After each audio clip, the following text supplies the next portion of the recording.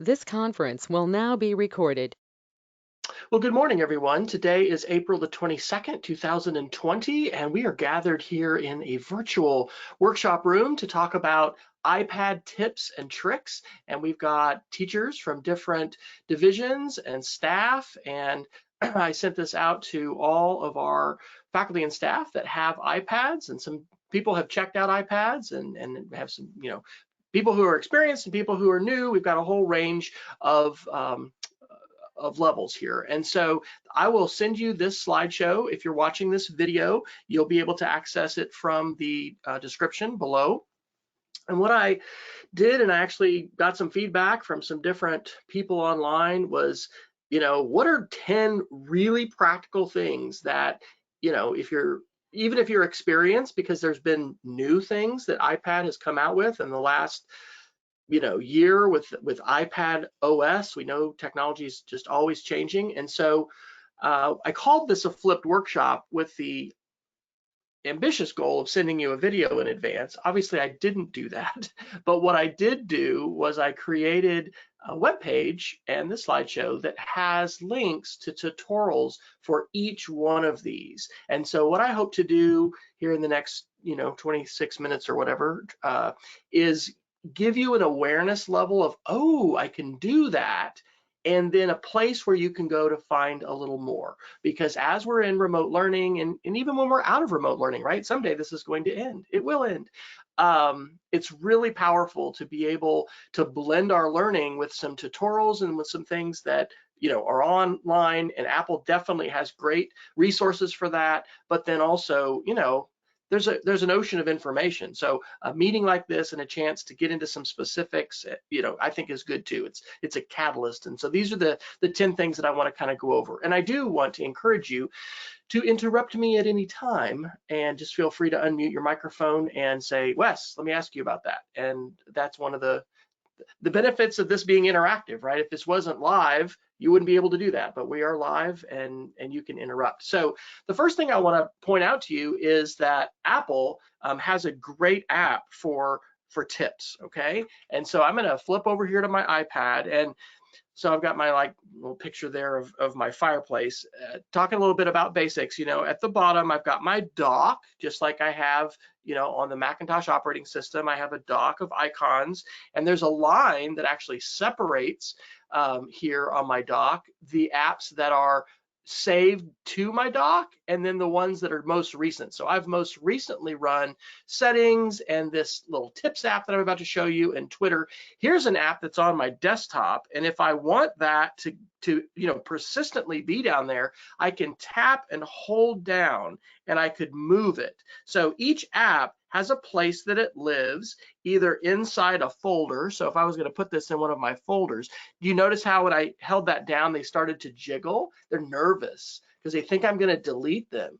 But I'm not going to delete this. I could move it. So if I decided, oh, that's this kind of productivity, I can move it into this folder. And if you don't have a folder, you can create one. And the way that you create a folder is by simply moving a jiggling app on top of another one. And then you can choose to name it whatever you want. And then when you press your home button, or if you're on a newer iPad, there's a done button that you tap, then they'll stop jiggling, they'll stop being nervous, and that's where your apps are. I personally like to have all of my apps on the first screen, because I just find if I've got 9 screens, I never scroll through, almost past screen number 1 or 2. So I use titles, and there are more apps inside these, but I have a productivity folder, I have an enjoy folder with my my Netflix and YouTube and games and stuff like that, news. I've got these organized, but it's all up to you. But the app I want to show you is called Tips, and one of the tips to discuss is called Spotlight. Spotlight is a way you can quickly find apps, because if you're not sure, I would guess I probably put it in utilities. Yep, there it is. There's the Tips app. So you can find an app by kind of hunting around. But if you will to put your finger in the middle of your iPad and simply pull down, this brings up Spotlight, and you can start to type the name of an app, and then you can tap it. This works on your Mac as well, because you have the spotlight in the corner of your screen. And so I actually am on my Mac here, so I could click on that, and then you're going to get the spotlight search to come up. Okay, so in the Tips app, there are things like essentials, must-know features that you're going to want. And so, you know, accented characters is one thing, and adding a filter to photos, and then the user guide. Ooh, that is so wonderful. The user guide is a document that Apple has created that has all kinds of tips about iPad. And you can see they have one for iPhone, they have one for iPad, they have one for the watch. So I can click and get that, and it is going to let me, with my Apple ID, oh, lovely. Okay, this is a good little tip. I don't really want everybody, especially on this recording, to see my password. So even though we're doing remote learning, this is a good reminder. Whenever you have to put your password on your iPad, you've got to type it. Make sure you're not mirroring, because you don't want students, they are very savvy, to be able to see the first letters of your password when you type them in. So actually, what I'm doing right now, this may be the best homework for you after this session. You may think, okay, Wes just shared a million things, but I'm going to go get the iPad user guide. All right. So this is a book, digital book, and it goes through what is new in iPad, some of the new features and how you can do those. And these are linked. So the things that are in blue, I'm going to mention gestures. You can tap on those and you can go right to those sections. Okay. So I'm going to press my home button on my iPad to go back. You can see that my Tips app is here in my recent apps. I could also drag it. Maybe you love the Tips app, and so you don't want it in a folder. You want it to go right on the desktop, or right on your home screen, I guess I should say. You can put that wherever you want, but that is on every iPad, and that's why I'm covering that first, because if you don't do anything else with all the stuff I'm going to mention, that's awesome. The Tips app is on your iPad. It has updated information about how to do many of the things we'll talk about and more, and it has a link to the user guide. So I've made this slideshow, which I will be sending you immediately following our session. I have also created a page on our instructional support site called iPad. And so when you click on modules, which is sort of where all the different things about screencasting or about live teaching or about using Google tools, all those things are in modules. There's now a module called iPad. And so those links that are also in the slideshow will take you to articles that address these different things. So let's talk a little bit about swiping and tapping. And one of the reasons this is important is not only for us to know, but for us to have vocabulary as we talk to students and we need to explain something. I don't know how, well, I kind of know a little of how it is for you, since I hear from Shelly a lot, but teaching my 5th and 6th graders, you know, I've got kids on iPads, on Android tablets, on Chromebooks, on Mac laptops, on Windows laptops. We're all over the place. So that makes it challenging. But as we, you know, get back to normal, or you're just helping a student that's on iPad, being able to use some of these terms are helpful. So there is a tap when you're just lightly touching with one finger. There's also a touch and hold. And so let me demonstrate touch and hold and swipe. I'm going to switch over to my iPad here, and I'm going to not tap. I'm going to touch and hold on my icon, and that's where they start to jiggle around. And so touch and hold will oftentimes give you additional things that you can do. And the swipe, of course, is just, you know, being able to swipe back and forth.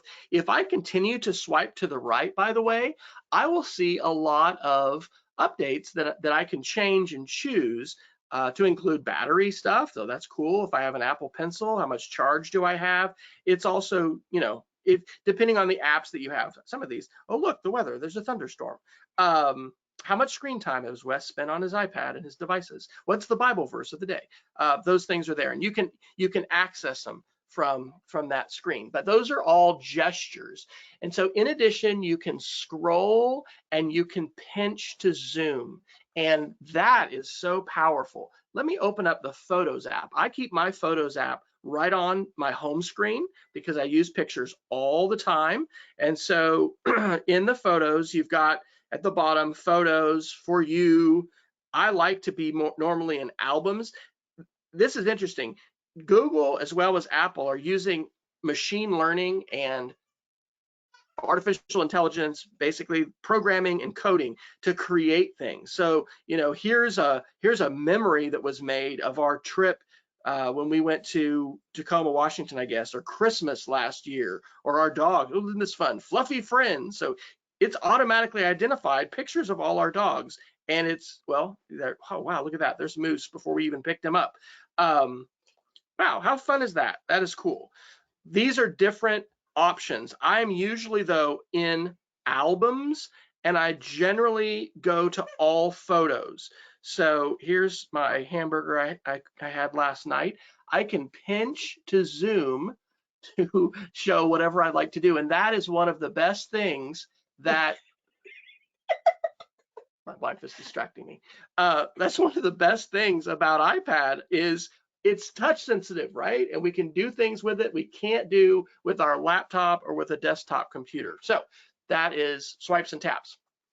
I gave you a link to an article that is really excellent from CNET. You do want to look at the dates of these because new features for iPad, really what's called the iPad operating system, iPad OS, came out with iOS 13 I think it was last summer. And so if the articles are more than a year old, I mean, they may still be accurate, but I actually, when I was searching for these, filtered my Google search and said, just show me articles about iPad gestures from the last year. And so this is an article that gives you more details and tips on how you can use gestures. Okay, let's talk about volume control. This is important, right? How do we change the volume?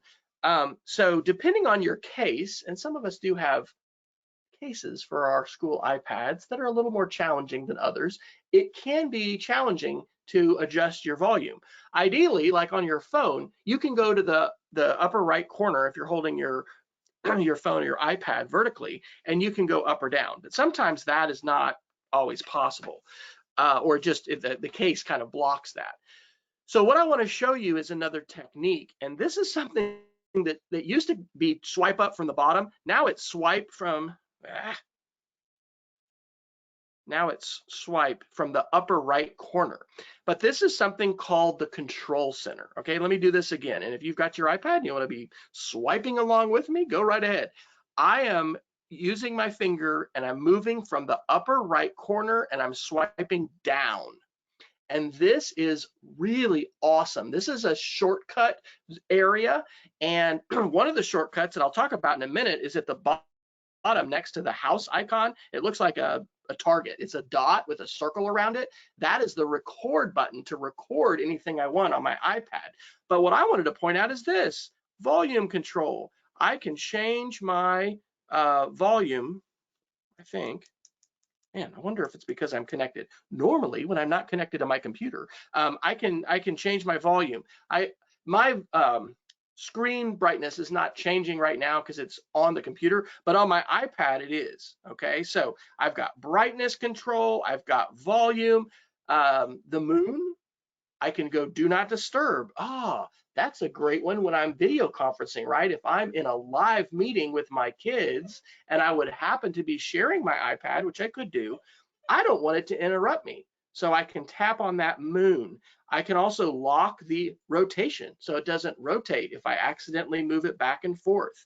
I like this one for home remote control. I can tap here and choose a TV that we have at the house, and I can control it right here from Control Center. Okay, so again, to review, I'm on my iPad, I'm swiping from the upper right corner down, and that allows me to open up the Control Center. Where it says dock connector right now, I have physically plugged my iPad into my computer, and that's how I'm sharing it with you live. But when we're back at school teaching, that little spot that says dock connector, that's where we mirror our iPad to our Apple TV when we want to show, what we're doing on our iPad to the students, okay? All right, volume control. Spotlight, I've already talked about this, so I won't spend a lot of time, but man, Spotlight is fantastic. Google is a search company and Apple isn't, but I like how Apple has made it so quick to be able to find things on your iPad. And so this is a great thing to teach the kids, because sometimes they'll spend, a few minutes just hunting around for the app. So whenever they want to go to a particular app, maybe it's News-O-Matic, they can simply tap in the middle of the screen and drag down and start to type the name News, and every app that starts with that is going to pop up. That is called Spotlight. Let's talk about a screenshot. By a show of hands, I can see your faces. How many of you have taken a screenshot before with your iPad? Is that familiar to some? Okay, just a couple of us. Love this. This is fantastic, because if you're going to share with somebody something, being able to take a picture. Now, this depends upon what version iPad you have. And so on the newer iPads, you're going to press those two buttons in the corner that you can see, shown. I have an iPad right now that has a home button, right? Apple's taken that away. So I'm going to press my power button. Let's see what I'd like to take a screenshot of. Actually, I think it was cool to see this for you. Look at this. These are fun. These are pictures of Moose. Oh, and that's actually our dog Willow. Okay, we'll focus on the positive. Here's Moose. So if I wanted to just take a picture of this, I can hold down two buttons, my power button and my home button, and look what happens. Man, it flashes and takes a picture. But that's not all. I'm selling you a Ginsu knife today. There's more.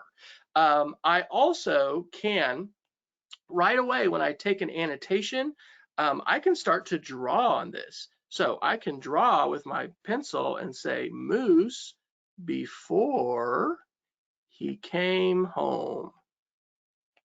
And that's like actually not super readable on the white there, but anyway, I can draw, I can highlight, I can erase, I can change things. And this is a screenshot, and up in the upper right corner, or sorry, upper left corner, when I click done, it'll say, would you like to save that? And I can say, why, yes, I would like to save that. So now in my photos, I have this screenshot. This can be a great way for you to provide feedback to your students. If your students have sent you something, if you've gotten it in Seesaw, or if you've gotten it in Google Classroom, you can write on a screenshot. You can also record your voice on top of that, and I'm going to show you that in just a minute, but that is taking a screenshot. Okay, need to be cognizant of our time. I'm gonna shoot to end at about 11:35, so we'll shoot for about 7 more minutes. I actually just demonstrated this next one. Okay, annotating photos or annotating a PDF file. How do I do that? How do I draw on documents? And the good news is Apple has made this, better and easier than it's been in the past. So let me show you an example of how to do that. I'm going to go ahead and open up Google Classroom. So I just went to Spotlight and I started to type Classroom. And so Google Classroom is going to open up here. And to not reveal any confidential information, I am going to go to a test class that I have set up, and I'm going to hope that I've got something in here that I can actually work with. And I don't. So what I think I'm going to do instead is I'm going to change this so that I'm not logged in with my Cassidy account, but I'm going to log in with my I'm going to log in with my personal account, because I've actually been using it, Google Classroom, with our Sunday school class of adult learners. We've been teaching a class about curiosity and science, Jesus and questions. And so anyway, I've got this that I can show you, because there's a lot of content here, and there's no student information. So or no Cassidy student information. So here's the Google Classroom that's going to load up, and it's going to load up the stream. And I can click here in a second if my internet will be a little faster. Okay, so here's my class. I can click on my classwork and I can see documents and recordings and things that we have shared. So here is a link to a recording, and then here's a slideshow. What I want to do basically is show you how you can take something that's been sent to you. In this case, this is a slideshow, but this could be a document or a picture or something else. What you're going to want to do is you're going to click on the corner of it because you want to make this a PDF file. So I'm going to wait for this to load, and who knows how many people at my house right now are on the internet. And you're going to want to tap on 3 dots so that you end up making it a PDF. All right. And so in this case, I'm going to send a copy. So there's a PDF, and it's gonna take that PDF because you can write on images or you can write on PDFs. And this is something that Apple has made a lot easier in the latest version. And now you can decide how, what do you want to do? Where do you want to write, in this app? I think I actually want, what that's going to do. Yes. Okay. I said create PDF. Yay.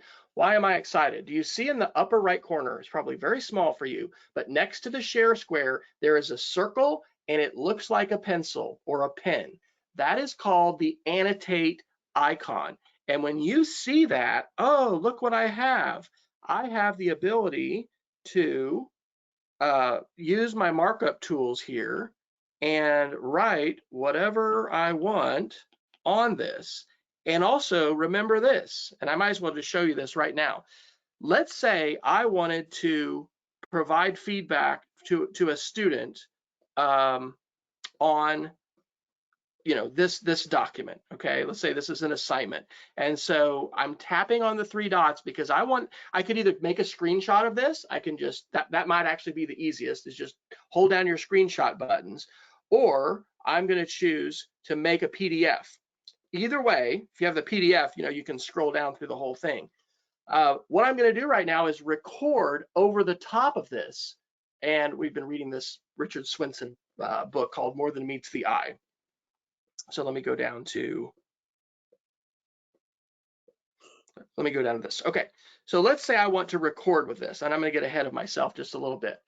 On your iPad, when you want to record anything, I think the fastest way is to go to Control Center and to tap that little dot that looks like a target. Okay, it's at the bottom next to the camera and between the house. You can move this around in different places, but that's where it is. And so watch what happens. I'm going to actually, I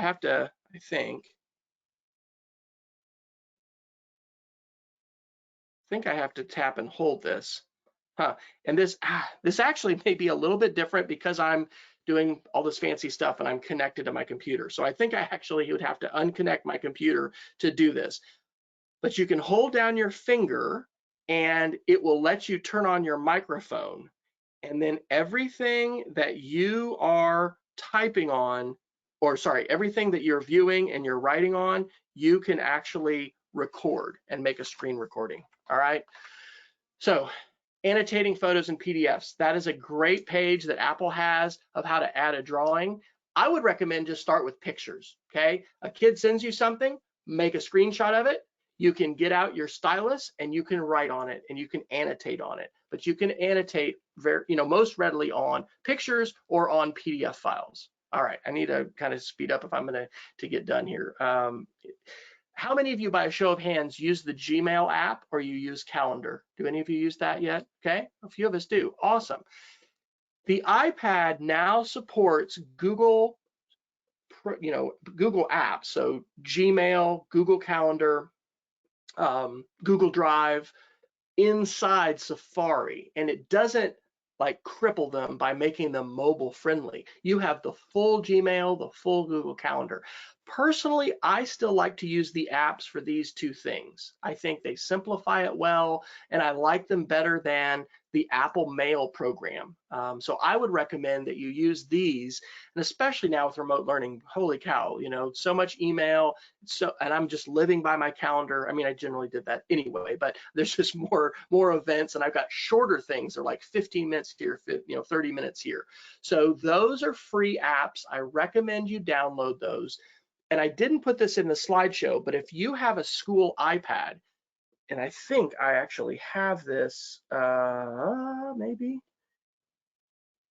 No, I don't have this on this particular iPad. You have an app called Securely Locker, and you can tap the apps and download these without your Apple ID or anything, because the school has actually, quote, got licenses for these. Some things are paid, some things are free. These are free, but you don't have to put in a password or anything. And so there's all the Google apps, and there's a number of apps. Because you are teaching faculty, you'll have those. Matt, you may be a little different because I think your iPad is just unlocked. It's just clean without anything really on there. But for teaching faculty, and if you would want, we could, you know, drop you into that class. You get this app, and these things are sort of ready for you to just download immediately. I just mentioned this, but this is a link to an article. This is brand new. I have not been playing a lot with this, but if we want to take a look really quickly at what I'm talking about here, I'm going to go to Safari. So this is the browser that comes with your iPad, and you could, you know, download if you want to the Chrome browser. But here is the view of my documents, and I think I'm actually looking at my personal documents here. These are some old things. That's okay, but I am able to edit this and to be able to work with this in the full normal version. I could get the app, but I don't have to. So anyway, that's one of the things I'm going to be playing with a little bit more. When you use an app for Google Docs or Google Slides, it has been a little more limited. You can still do a lot, but anyway, that is something to try, and it's also something that's new. I've already talked about this, screen recording. If you don't have the button to screen record, you will need to follow those steps, and you'll go into your settings, and you'll go into Control Center. I'll show you that really quick. I'm going to pull down for Spotlight. I'm going to start to click Settings, and now I can go down to this space called Control Center and customize my controls. And see, this is where I could decide, do I want screen recording or not? If you haven't had this open, screen recording is going to be down here, and so you would have to add it. And you can kind of decide where you want. I like to have the remote control and the flashlight and the timer. You can do any of these things inside your Control Center. And so once you do that, when you swipe down from the upper right corner, ta-da, you're going to have those buttons available. So that's something you have to set up first, but once you do, and you're not connected to your computer live like I am, you can tap on that button, and that will let you screen record. Be aware that you need to hold down your finger, I think just on the first time, and tell it to turn on your microphone. Otherwise, it will record your screen, but it won't get your voice, and you'll want to do both of those, okay? Two more things to mention. This one, actually, I was able to bring a loaner computer to Angie Crisp last week. She was having some trouble with it, and then we were able to work on a computer that wasn't having glitches to do this. She is now able to use her iPad, as I have in this workshop, to teach live. And so she is opening up, I think she uses the Smartboard app primarily.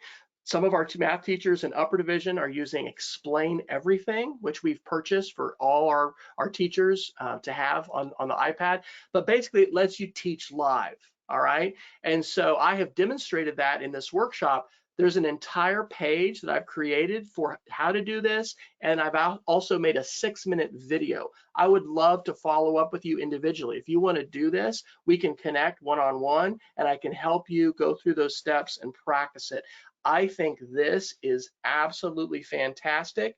You do need to have a Mac if you're using, we have just a couple people that are teachers on Windows PCs, and sadly, they can't do this method that I'm doing right now. But let me show it to you really quick. So what I've done is I've opened up a program called QuickTime Player. And I've just said in QuickTime Player, give me a new movie. And the first time you do this, get ready to see me, okay, it'll be scary. The first time you do this, you're going to see yourself, because it's going to say, oh, you want to make a movie, and it shows you your camera. Well, you can go down to this little button here that's by this red dot, and instead of your camera, you can say, show me your iPad.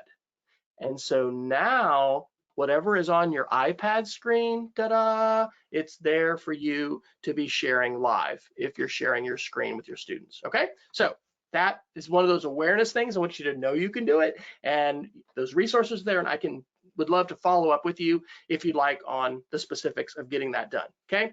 Here's the very last one. This is fun. This is called Flipboard. Is anybody using Flipboard now?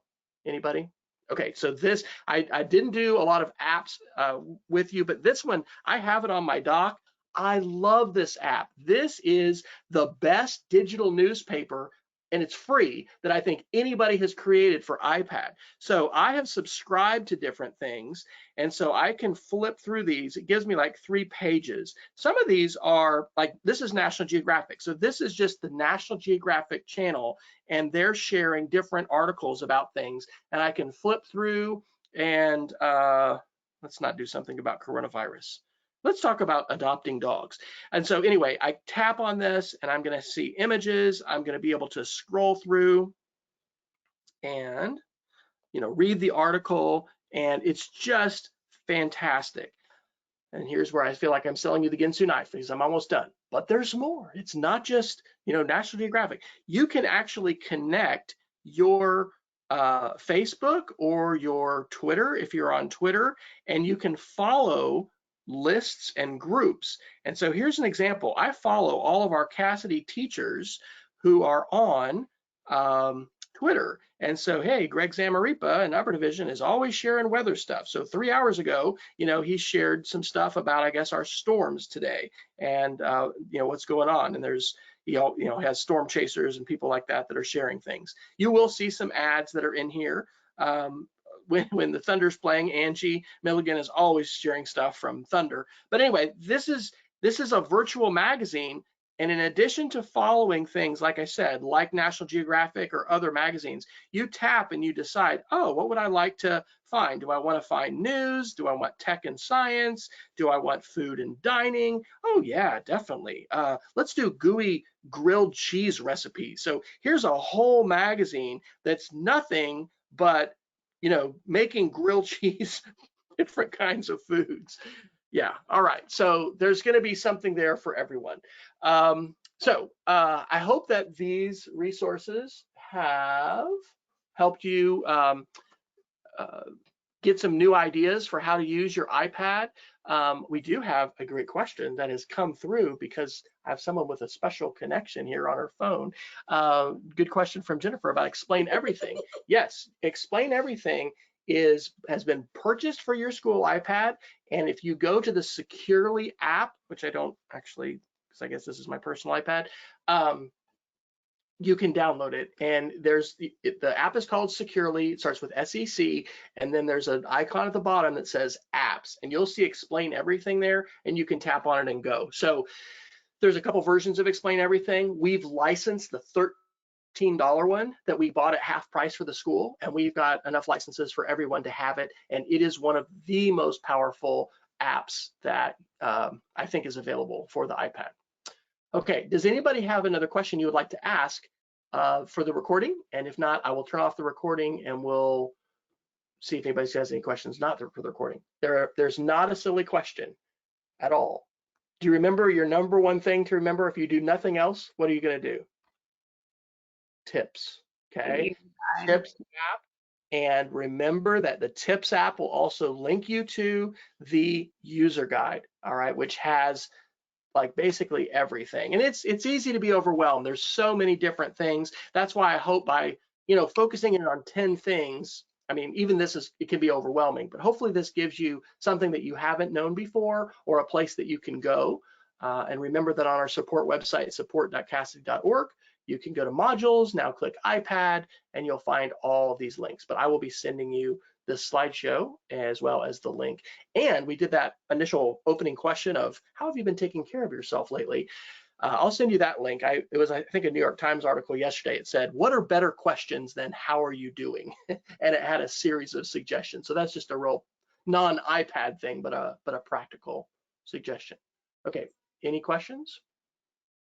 Okay. I have one, Wes. It's Amy. I was just looking through the Securely Locker and noticing that I have some apps that I've installed just through the App Store that are also in Securely. Does that matter in terms of anything? Nope, should be fine. So you can Okay. totally use your own Apple ID, and we encourage everyone, by the way, to have an Apple ID that you can just, if nothing else, download free apps that aren't already in our little Securely store. But you can do it either way. That will function the same, you know, whether you've gotten them from the Securely store or from the Apple store. Good question. Okay. Okay. Wes, this is Kathy. Yeah, I have one. So when I do the drag down from the corner and I get the volume and lighting thing, I don't have the button for recording. Is that, I have to go to settings and do that? Yeah. So what you're going to do is you're going to go to settings and you're going to scroll down below Apple ID and airplane and notifications. And then right under general is control center. Okay. If this doesn't look like this, we'll want to update your iPad because this is the latest iOS 13, blah, blah, blah. You can, when you go to general about, it will tell you. And so oh, wow, look at that though. I need to update this one beyond. This is 12.3. Maybe that's why my Google Docs didn't look right. So I need to, because this is what it says. Look at that, checking for update. Wes, you got to update your iPad. Control center hopefully is going to be there, and then when you tap customize controls, that's where it has more controls. And if you don't have screen recording, you'll have it below. You can tap the plus to get it to move up, and then you can use this little 3 bars or whatever on the right and choose where you'd like it to be relative to the other ones, and if you use it a lot. And now when you go to that control center, you should have that dot. And like I said, you'll have, the first time you do it, hold down your finger and it will show you the microphone. and I don't know why it doesn't have the microphone on at the beginning, but it doesn't. And so you have to say, I want to record my voice. Okay, thanks. All right. Got it. A terrible job getting this done in 30 minutes, but hopefully it's still been okay. Any other questions? Okay, I'm going to stop the recording.